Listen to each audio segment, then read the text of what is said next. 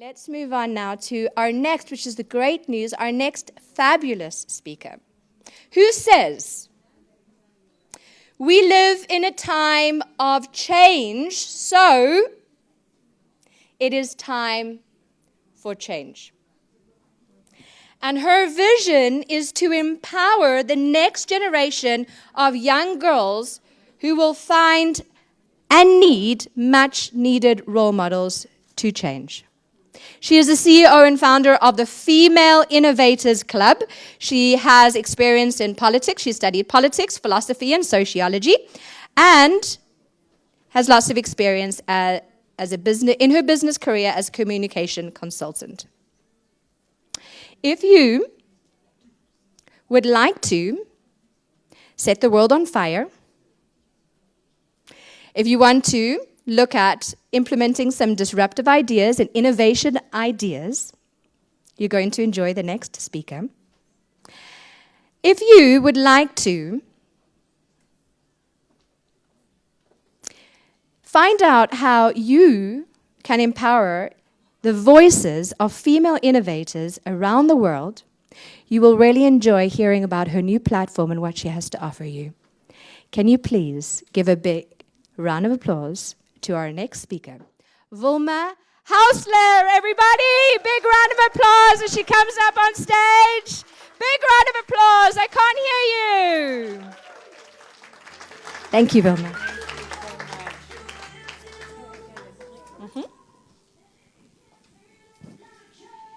It's a green one. Green one. Thank you very much for having me here on stage.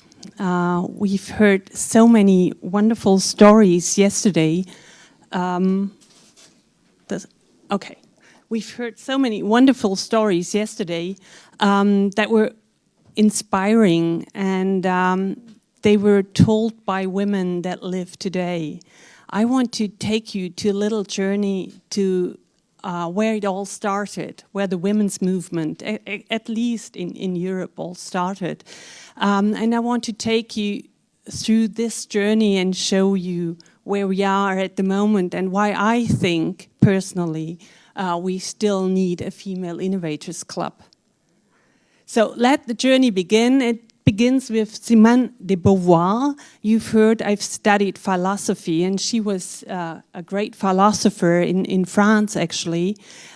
She wrote the second Sex. It's in German, it's called the other sex, and that makes it very clear what it was all about, because it was about male, gender, being male, and being female as the other sex. So it all started with her, and then we went on, and we had in the 60s, in the roaring 60s, we had the bra-burning feminists, and they said we don't need bras, we just free ourselves.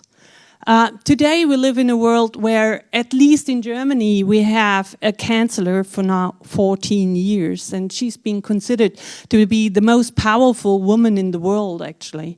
We have Christine Lagarde, who's now heading the European Central Bank. On the other hand, we have women like Kim Kardashian, Angelina Jolie. We have a broad spectrum of women. They're out there, they're in the public, and I think we perform very, very well. But then something comes along, and this is happened in this year. So it's not like in the 60s, it's not in the 90s, but it happened this year. It was the Forbes list of the most innovative leaders in America. And on that list, with 100 people, there were 99 male and only 1 female. Yes. And she was on number 74, and they didn't even bother to find a picture of her. Can you imagine that? And that's happening now. So the one thing I thought was just stunning and shocking is that they didn't put more women on that list. But the other thing was they thought it's normal. They didn't realize what they were doing. Only when women stood up and said, you know, you really blew it, something happened. And they analyzed it, and they found out that there was male bias in their data. No woman really had the chance to get on that list. So if you count all this in, then you know we are accepted as politicians, we are accepted as journalists, we are accepted as Instagram stars, but we are not seen as innovative. And I really want to change that. I want to give a stage like this stage here to women to be perceived as innovators, because innovation is very, very important. It's important for us to save the world, basically, and I think we have a lot to put in there as women. And it also shows that, like in a McKinsey report, that companies that are led by women and men are more profitable. They perform simply much better than they do without women.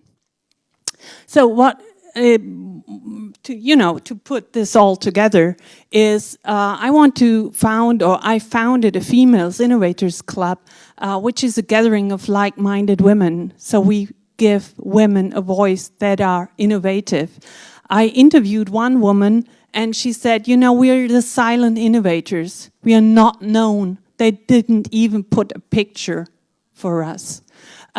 And I really want to change that. It's not a nature reserve, and that's something that is very important to me.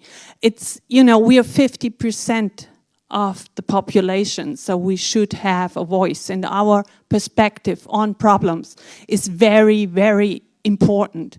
So it's about empowering women. It's about changing the perception of women as being innovative, no longer being the silent innovators.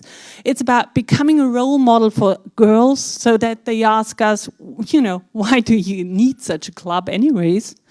And it's a grassroots movement, and I hope it gets a wide broadcast out there. I'm writing a book with interview of 25 women doing their signature innovation case, and I really want to give them a stage.